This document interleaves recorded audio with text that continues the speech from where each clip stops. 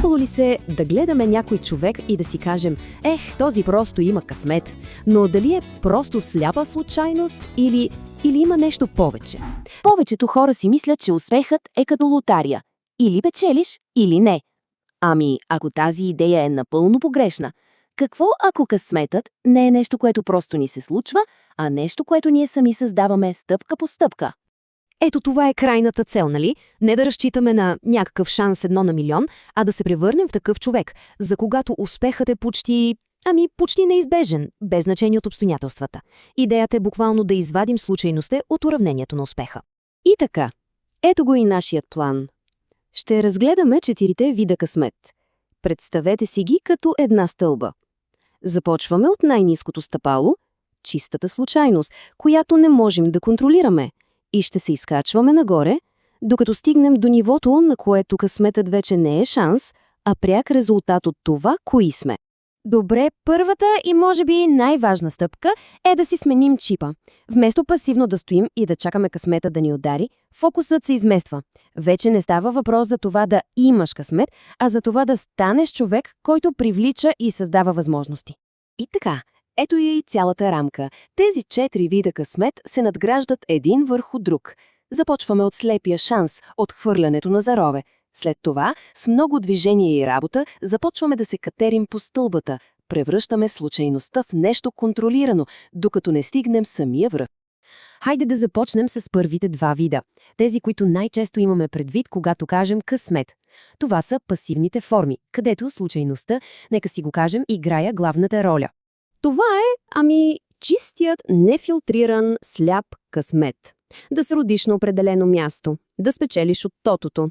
Това са събития, които са напълно извън нашия контрол. Все едно да те удри мълния. Просто чиста случайност. Или, както се казва, чист късмет. Това е онзи вид късмет, на който не можем да повлияем.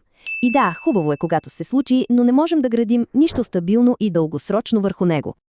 Тук вече нещата започват да зависят от нас. Това е късмета, който идва от движение, от блъскане, от упоритост. Просто като постоянно се движиш, опитваш нови неща, срещаш се с хора, ти на практика постоянно разбъркваш картите на живота. И колкото повече ги разбъркваш, толкова по-голям е шанса да ти се падне добра ръка. И това ни води до онази стара поговорка «Съдбата обича смелите». Точно това е принципът тук. Не е някаква магия, просто следствие от действието. Като се осмелиш да опитваш, ти буквално каниш късмета в живота си. И ето тук, на този слайд, се вижда голямото разделение. Вляво имаме реактивния късмет. Седим и чакаме нещо да се случи. Вдясно е проактивния. Ние сами караме нещата да се случват. Сега преминаваме към частта, в която поемаме пълен контрол. Добре, сега навлизаме в територията за напреднали. Ще разгледаме 2 вида късмет, които вече не са свързани с случайността, а с уменията и намерението. Тук е момента, в който наистина започваме да извайваме собствената си съдба. Това е 3-то ниво. Късметът от подготовката. Това все едно да развиеш едно такова 6-то чувство за твоята сфера. Когато станеш истински експерт, умът ти е трениран да вижда възможности, които за другите са просто невидим фон. И това перфектно се описва от думите на Луи Пастер. Шансът благоприятства подготвеният ум. Какво означава това?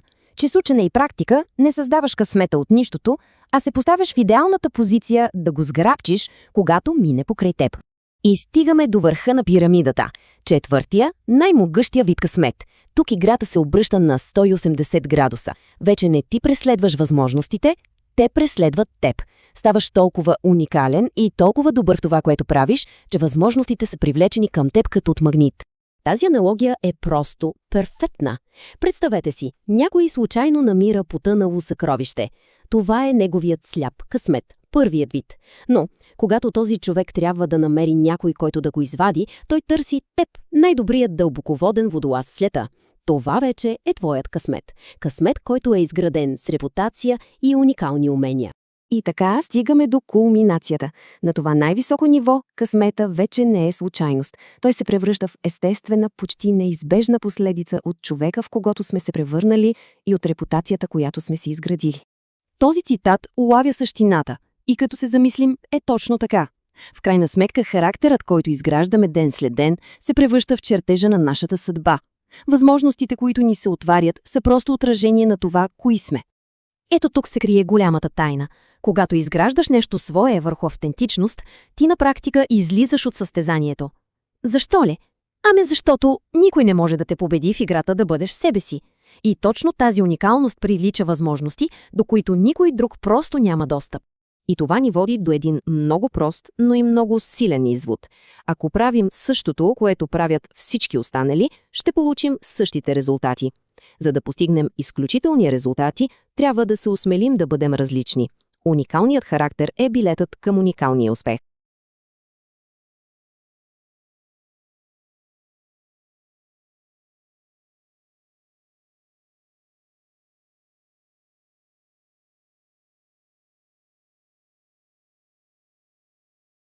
Този цитат от преди векове обобщава идеята перфектно.